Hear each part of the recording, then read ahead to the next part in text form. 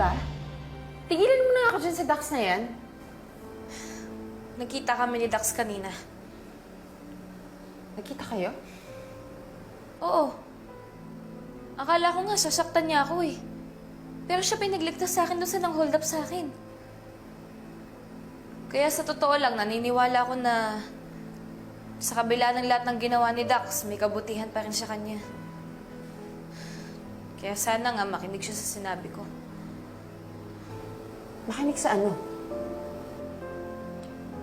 Sabi ko sa kanya na kung talagang mahal ka niya, hindi na siya magpapakita sa'yo. Sinabi mo sa kanya yon? Eh di ba yun naman yung gusto mo? Kaya ka nakipaghiwalay sa kanya? Zoe, naintindihan ko kung pinagtutulakan mo si Dr. Sifra.